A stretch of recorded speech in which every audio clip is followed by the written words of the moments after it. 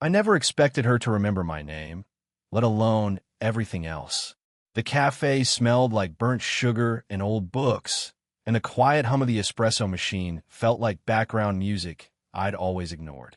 I came here every Thursday, not because I needed the coffee, but because it was easier than going home to an empty apartment. I slid onto the stool by the window and unfolded the napkin on the counter, smoothing it with long, idle fingers. She was behind the counter before I realized I'd been staring. Mid-40s, hair tucked into a loose bun, glasses slipping just enough to reveal the faint crease between her brows. I'd seen her here before, always polite but distant like the cafe itself, warm but slightly out of reach. Today, though, she looked up at me with that small, measuring smile, the one that made me second-guess whether she knew me at all. "Your usual?" she asked, voice low, almost hesitant, like she wasn't sure she should remember. "Yeah," I said, and the word felt clumsy, too loud against the soft jazz. I noticed the way her hands lingered on the cup, thumbs brushing the rim. Tiny movements, but enough to make the air between us feel heavier, almost familiar. She turned away for a moment, preparing my latte, and I found myself flicking my eyes toward her hands. How long had she worked here? Did she remember the small things about everyone, or just me? I realized I'd paused my thoughts on her before, more times than I cared to admit. The cafe door opened, letting in a gust of cold air, and she glanced up, letting her gaze rest on mine just a second longer than necessary. "Long day?" she asked, but it wasn't really a question. "Something like that," I murmured. My phone vibrated in my pocket, a text I hadn't sent from someone I didn't know how to reach, but I ignored it, turning my attention back to the steaming cup in front of me. I watched her from the corner of my eye as she rearranged sugar packets, then paused, almost imperceptibly, as if wondering whether to say more. "You're reading the same book again," she said, nodding toward the paperback I'd left on the counter last week. I laughed, low and uneven. "Old habits," I said. "Good ones?" she asked, eyes crinkling at the corners. "Depends," I replied, and we both smiled at that. Not a big smile, just the kind that lets the air settle a little differently, like the room had shifted without us noticing. She handed me my latte, and our fingers brushed briefly, too brief to be anything, but enough to make my chest tighten. I tucked a strand of my hair behind my ear, suddenly aware of the silence, how our little exchanges felt like they could stretch forever if we didn't break them. "I'll see you next week," she said, and I nodded, though my voice got caught somewhere in my throat. I walked out into the street, coffee warm in my hands, and that little crease between her brows replayed in my mind. I couldn't tell if it was curiosity or just me projecting longing onto a stranger who knew my name. When I got home, there was a letter slipped under my door. My name on the envelope. In her handwriting. I didn't open it yet. I just held it there, folding the corners in my palms, wondering what it meant, wondering if some ordinary Thursday could quietly change everything. I didn't open the letter that night. Instead, I found myself back at the cafe the next Thursday, as if the envelope hadn't been sitting there in my apartment, heavy with possibilities. She was arranging pastries when I walked in, humming something I didn't recognize. "Hey," I said, and she glanced up, eyes catching mine for a heartbeat longer than necessary. "Hey," she replied. Then, after a pause, "You didn't open it yet." I shrugged, a little guilty. "Not yet." Figured, maybe in a moment that makes sense. She nodded, brushing flour from her apron. "I get it. Some things need the right moment." Her voice was quiet, almost conspiratorial, and for a second, it felt like she was letting me in on something private. We fell into the small routines that had grown familiar. Her passing me my usual latte, me stirring a little too slowly, listening to the faint hiss of the espresso machine. Then, as if she had decided I could handle a little honesty, she said, "I used to come here as a kid, before my parents even owned a car. My favorite was always the blueberry scone. Smells the same as it did back then." I smiled, imagining her small hands clutching a scone, hair messy, eyes bright. It was harmless, mundane, but it felt like a bridge. And yet, my chest tightened in a different way. She was more than the story she told, and I was more than the quiet observer I pretended to be. My mom used to drag me to this place on Saturdays," I said, voice low. I complained the whole way. Didn't care much for coffee then. Still don't, honestly. She chuckled, a sound soft enough to make me lean closer without realizing. "We have that in common then. Complaining, I mean, not the dragging part." A pause settled over us, comfortable but weighted. I wanted to reach out, say something that wouldn't ruin it, but my thoughts kept tangling around the fact that she was, well, older, maybe divorced, maybe complicated in ways I wasn't supposed to navigate. And yet, the way she handed me the teacup, fingers brushing mine just barely, made me wonder if the world outside this cafe could ever matter. We sat in silence for a few minutes. I watched her eyes flicker toward the window and back to the counter, the way she tilted her head when she thought I wasn't looking. And I imagined, what if this could be more than Thursdays and letters? What if it had to be nothing, and I just didn't know how to stop imagining? She stirred her own tea slowly, then looked up. "Do you ever wonder if small things stick with us because they feel bigger than they should?" I laughed softly, a little embarrassed by how quickly my throat tightened. "Yeah, more than I probably admit." Her gaze lingered a fraction too long, her hand brushing the edge of the saucer toward mine. A gesture that could be nothing, or maybe everything. I didn't know why that moment stayed with me. Maybe because it felt like someone finally saw me. The letter was finally in my hands, resting on the table between us, but I couldn't bring myself to open it. She poured tea as if nothing had changed, steam curling toward her face. I watched her hands, the subtle tremble when she lifted the cup, the way she avoided looking straight at me for too long. "Did you get it?" I asked, voice almost too quiet to carry. She paused, thumb brushing the rim. "I did. Just didn't know how to give it to you." I nodded, pretending that made sense, even as my stomach tightened. The cafe smelled of toasted bread and something sweeter I couldn't name, and every clink of her spoon felt louder than it should. I wanted to lean in, tell her I had waited all week for this, that every Thursday had been a slow ache of noticing her hands, her pauses, the way she lingered near me when she didn't have to. But something held me back. She glanced toward the door. A group of students came in, laughing too loudly. Her gaze flicked back to me. "Careful." "I'll be right back," she said, setting the cup down. I waited, curling my fingers around the letter, imagining all the things it might say. My mind spun with fragments. What if she regrets? What if it's nothing? She returned, her expression carefully neutral, but her hands clutched a napkin a little too tightly. "Saw the lines at the counter," she said, voice low, almost a whisper, but it wasn't an apology. It was a shield. We sat in silence. I stirred my tea too many times. She stirred hers even less.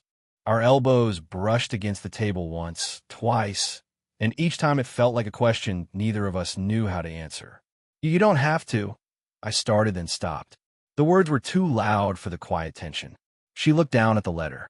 I don't know what you want me to do." I exhaled slowly, realizing I didn't either. Not really. The thought of her leaning closer, her lips brushing my ear as she whispered something small and impossible, it made my chest tight and my palms sweat.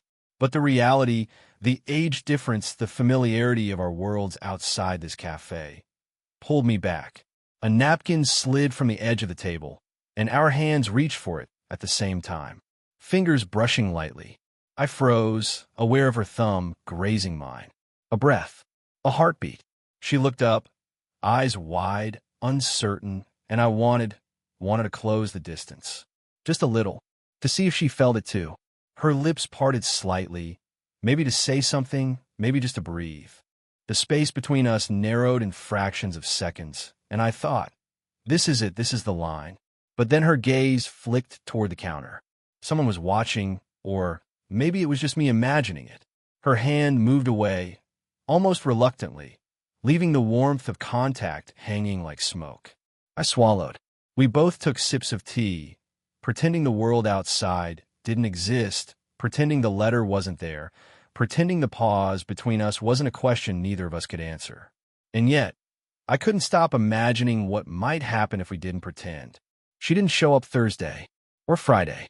I found myself at the cafe anyway, staring at the corner stool she always leaned on, tracing the rim of my cup with a fingertip. The letter sat unopened in my jacket pocket, a weight I couldn't lift. I wandered past the park on the way home, hoping maybe she was there instead, sitting on a bench, the wind catching loose strands of hair, watching something only she could see. I found her farther down the path, leaning against the railing, looking out at the river. The late afternoon sun flattened her shadow against the concrete, and for a moment, she seemed younger, almost untouchable. I approached quietly. "Hey," I said, voice too small. She didn't turn immediately. Then slowly, just enough to catch the corner of my gaze. "Hey," she murmured. Not a smile, not a frown, something taut in between.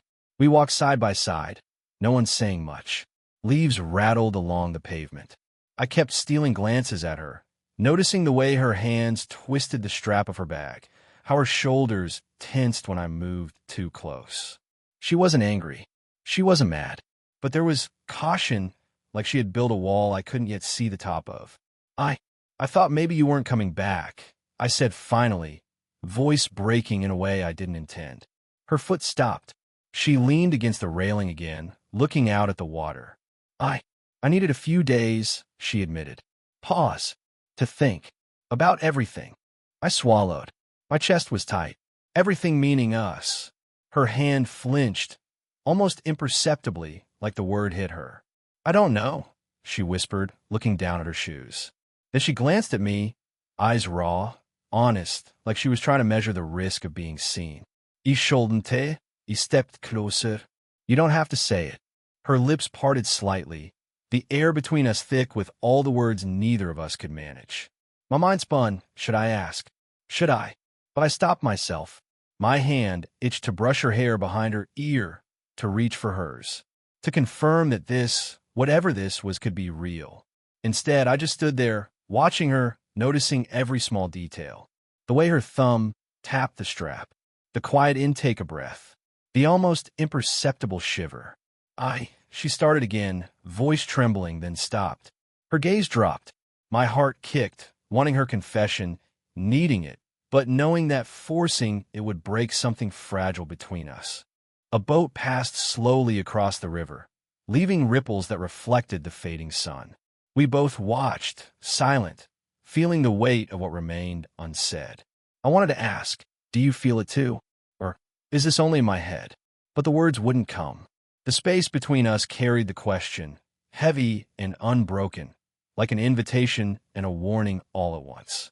I shifted my weight, caught her glance for a fraction too long, and then she pulled her hand away from the strap, folding it over herself. A small, careful retreat, and I realized the moment was here. It could tip one way or the other, but I didn't know which way she'd let it fall. I didn't hear from her for a week. The cafe felt emptier than usual, though the espresso machine still hissed in the same rhythm.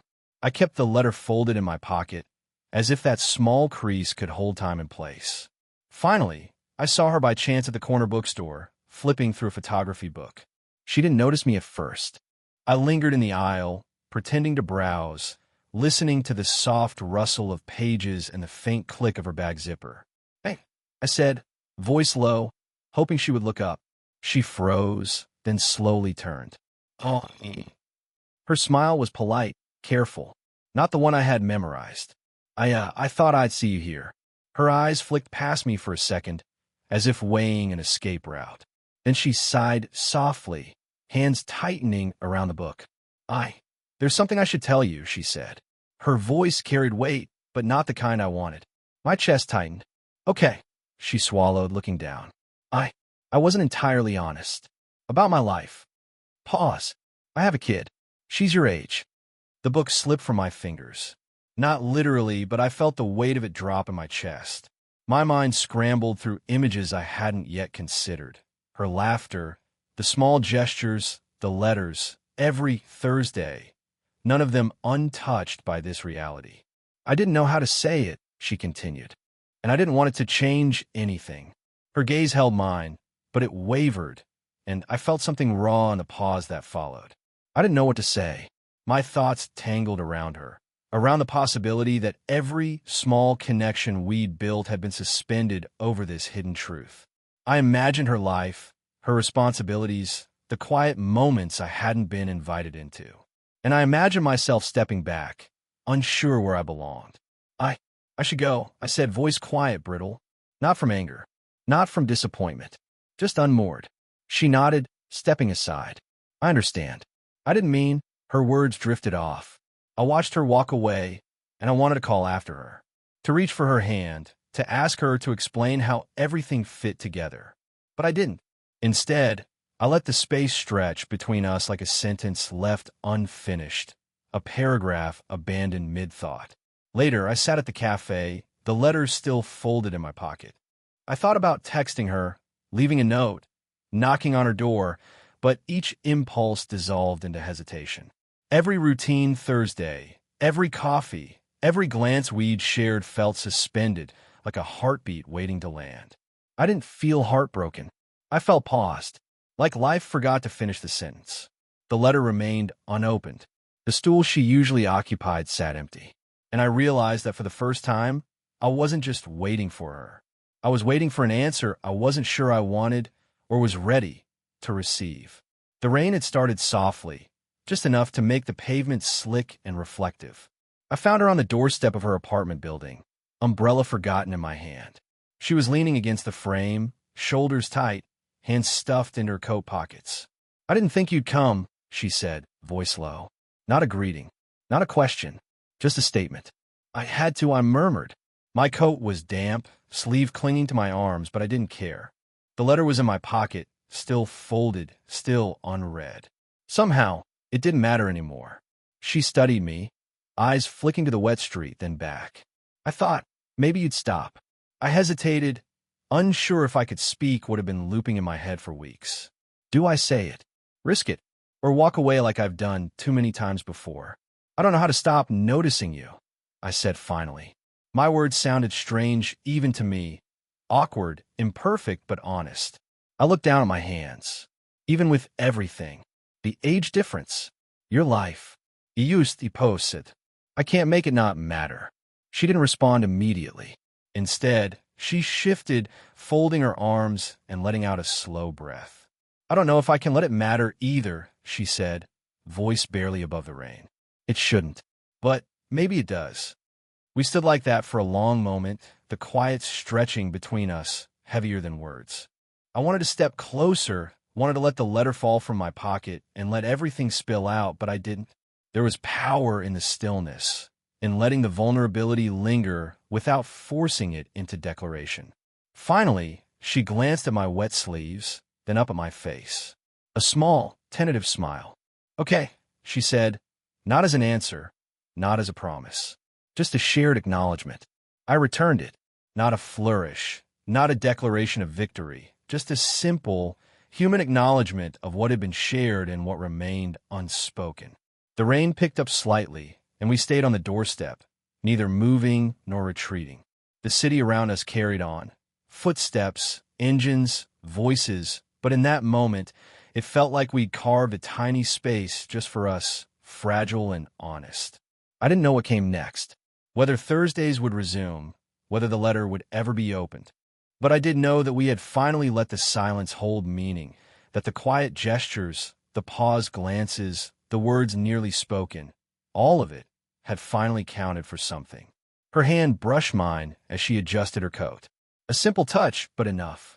Enough to let me know that, for now, the space between us had shifted, and I nodded, letting the wordless acknowledgement linger. Okay, I whispered back, and that was enough. It was Thursday again, though the calendar didn't really matter anymore. I walked down the familiar street, coffee in hand, black, no sugar, exactly how I liked it. She was already there, leaning against the bench by the park, scarf loosely draped, hair tucked behind one ear. The rain from weeks ago had dried, leaving the air crisp and clean. Hey, I said, voice low, casual. Hey, she replied, glancing up from the book she'd brought. Not a grand greeting, just a soft acknowledgement. We sat side by side, the bench holding the weight of everything that had happened. Letters exchanged, pauses stretched, words nearly spoken, life's little interruptions. She handed me the thermos she'd brought, tea this time, and I noticed the same careful tilt of her head, the subtle way her fingers brushed the rim as she poured. No one needed to speak about the past week, the month, or the year. It was all there, quietly woven into the routine of shared mornings. I stirred my tea, watching the ripples, and she looked at me, eyes soft but steady. "You kept showing up," she said almost to herself, but I heard it. I smiled, a little crooked, and shrugged. "You didn't stop me." A crow cawed somewhere overhead. The city moved around us. Footsteps, distant chatter, the occasional bark of a dog. But the space between us was steady. Not perfect, not everything fixed, but enough. Enough to let the quiet pull of weeks and months feel like home. I handed her a sugar packet, not because she needed it, but because I remembered her habit of sliding them into her palm before stirring. She smiled at the small gesture, the kind of smile that didn't need words. We talked about ordinary things, the book she was reading, a stray dog she'd seen last week, a neighbor who insisted on singing in the shower every morning. The mundane made sense somehow, grounding us after all the emotional loops and letters. When she stood to leave, I didn't ask her to stay. I didn't have to. She turned back at the gate, and our eyes met, lingering long enough to make the distance between us irrelevant. "See you Thursday," I asked, almost teasing, almost a habit. She nodded, brushing her hair from her face, and whispered, 8:47 a.m., like always. I laughed quietly. Wouldn't miss it. The city carried on. We walked separate paths, only to converge again at the same time. The same bench, the same ritual. Life hadn't simplified itself magically. There were errands, emails, calls, errands again, but somehow we had carved a space that belonged to just the two of us. Quiet, real, earned. Later, I thought about the first letter I had found, folded and untouched, months ago.